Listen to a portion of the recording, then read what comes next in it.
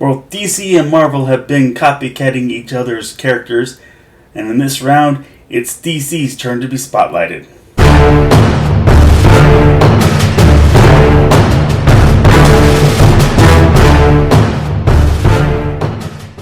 Welcome to my channel, KC. That's me, Carrie Chuck, the Sledge Storyteller, here to talk about the wonderful world of storytelling and to open up discussion about how we can tell the best stories we possibly can.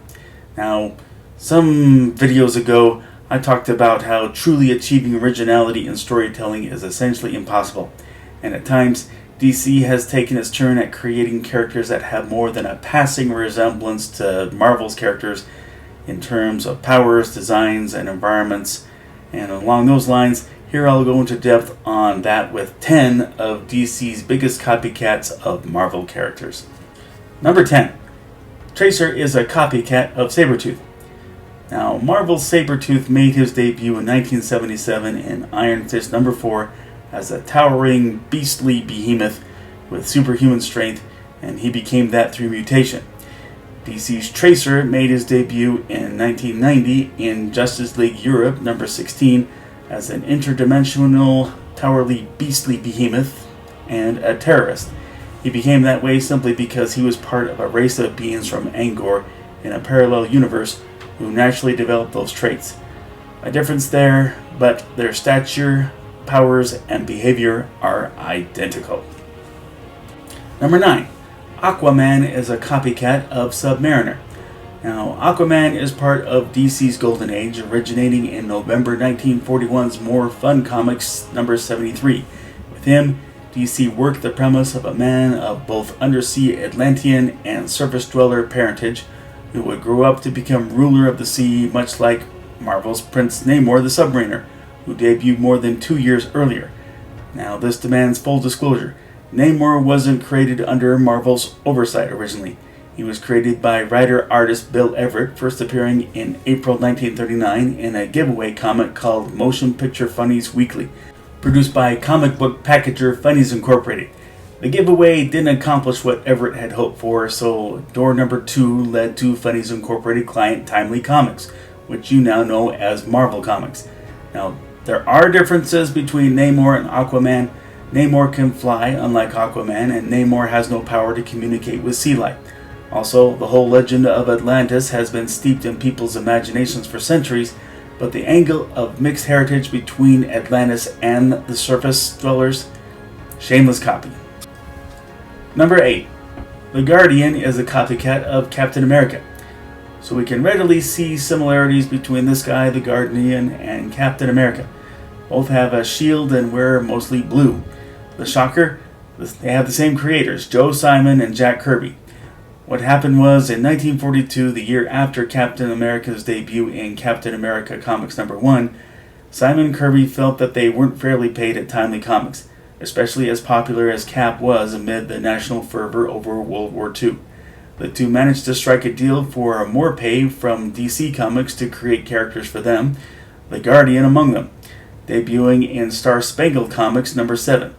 Given the real name of Jim Harper, he didn't have superhuman athleticism like Captain America, but peak human athleticism and combat skills coupled with his own indestructible golden shield and helmet. Simon and Kirby did manage to steer clear of his being too similar to Captain America, with Jim Harper being a police officer who upped his game, instead of Captain America who was a soldier. And it's interesting to see how he has evolved over the years by making him black and to bring more diversity to the DC universe. And in the live-action Supergirl series, they have their version of Jimmy Olsen become the Guardian, but in the end, the color motif and use of an indestructible shield make the similarity all too obvious. Number 7. Bumblebee is a copycat of Wasp. Now, Wasp, real name Janet Van Dyne, debuted in 1963 in Tales to Astonish number 44. Then Bumblebee, real name Karen Beecher, debuted in 1977 in Teen Titans number 48. Both fly like their namesakes, though Wasp grows wings when she shrinks. And while Wasp can change her size at will, like Ant-Man, Bumblebee was permanently stuck at 7 inches from a teleportation side effect.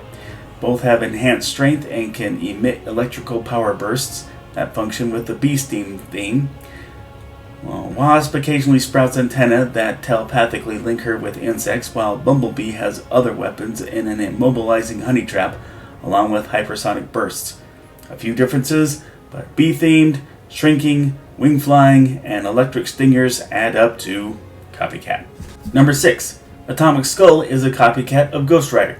So from a Marvel superhero to a DC supervillain, as you might have seen in either a Ghost Rider comic or maybe the Nicolas Cage movies, the original 1972 incarnation of Ghost Rider debuting in Marvel Spotlight number 5, here you have a stunt motorcyclist named Johnny Blaze who sold his soul to the archdemon Mephisto and consequently became a flaming skull apparition who's continuously battling the evil underworld while ripping the roads with his motorcycle.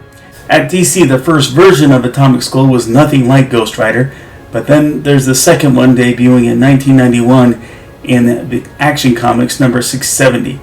Joseph Martin was in for a routine checkup at Star Labs when it was struck by an immense blast of energy from the Dominator's gene bomb that enhanced his strength to superhuman levels and caused his skin to become invisible, thus becoming the Atomic Skull.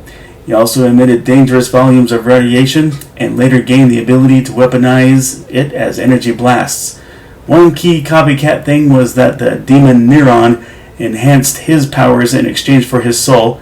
Same look, power source, copycat. Number 5. Swamp Thing is a copycat of ManThing.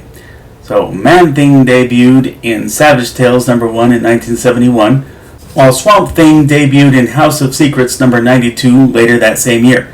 Both are humans morphed into human-plant hybrids. Both have superhuman strength, both have regenerative powers, and both can manipulate any form of plant life. While Man-Thing can teleport through Marvel's Nexus, Swamp Thing can transfer his consciousness to other plants at any distance, and both have ways of increasing in size. Swamp Thing, it's a copycat. Guilty as charged. Number 4.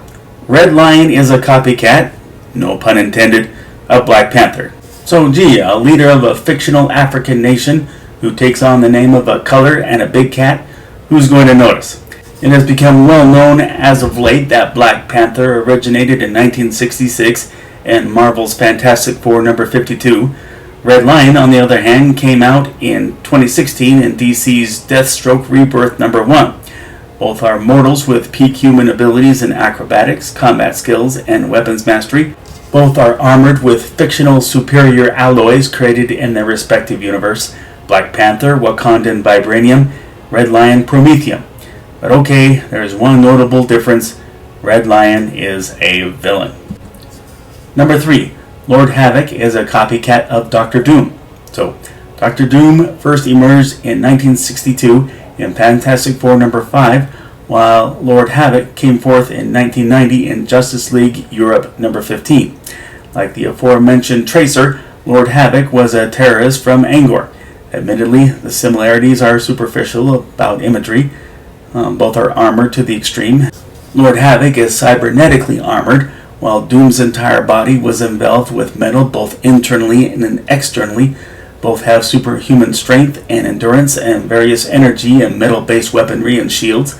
Dr. Doom, he ups the ante with sorcery, but the similarities in imagery and physical weaponry is as obvious as it gets. Number 2. Black Razor is a copycat of Silver Surfer. So here's where we see history repeating itself. I mentioned earlier how Jack Kirby defected from Timely Comics to work with DC. Sometime later he fought as a soldier in World War II. After coming home, he was eventually lured back to what had been Timely Comics, and in 1951 was renamed Atlas Comics, and in 1961 finally became Marvel Comics.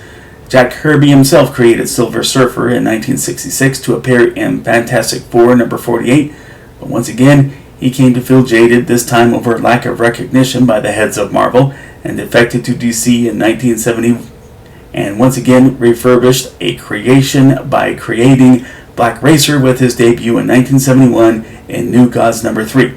Like with The Guardian, Kirby manages to shake things up a little to make some things different. Silver Surfer was originally Norrin Radd, an astronomer from the planet Zenla, who agreed to become the herald to Marvel villain Galactus and seek out planets for him to devour to have his own planet spared. And this he was endowed with power cosmic. Black Racer had been a wounded sergeant in the Vietnam War named Willie Walker, who was designated by Darkseid as the Black Racer, an agent of death. Both have powers of flight, albeit one with a surfboard and the other with skis. Both have superhuman strength, endurance, and invulnerability. The key power difference is Silver Surfer's energy blast powers and Racer's power to bring death to his victims with a simple touch. So, two sky board riders with godlike powers from the same creator. Do the math. Finally, number 1, Red Hood is a copycat of Winter Soldier. So, Robin, as a generalized character, was the first ever superhero sidekick in comics. But Captain America's Golden Age sidekick Bucky was the first ever sidekick to die, only to be resurrected and further empowered. Bucky fought alongside Cap all throughout the Golden Age, only to be established as killed off when Cap was brought back in the Silver Age. And it's well known that Bucky was killed off because Stan Lee was very vocal about his hatred of the kid sidekick concept. But in 2005, Marvel decided to break from that seemingly etched in granite rule amid frequent comic book resurrections that had been taking place between both publishers, that Bucky would never be brought back, also known as the Bucky Clause. Thus, he did come back as the Winter Soldier with holdover combat skills and cybernetic enhancements. DC, on the other hand, decided that, hey, let's bring back Robin, or the second Robin, Jason Todd, who was killed off in 1988 after a 900 number hotline was set up to vote on his fate after the Joker blew up a building that Todd was all tied up in, all as part of DC's Death in the Family storyline. Votes favored his death and made way for the more popular Robin and Tim Drake. But it was just 1 month after Bucky's reemergence that Jason Todd came back as the Red Hood. Much different MO, but because both had been the butt of still dead jokes for so many years, you can't help but see DC following suit with Marvel to resurrect a famously dead sidekick. So that's my list of 10 DC copycats of Marvel characters. Agree, disagree, something I left out? Please let me know in the comment section. If you like this video, please click like. If you like this channel, please click subscribe or follow me on Instagram. The link to order Sledge number 1, as always, is below the description right there, or you can order it on Kindle. And I'm very excited to see what's been done with Sledge number 2.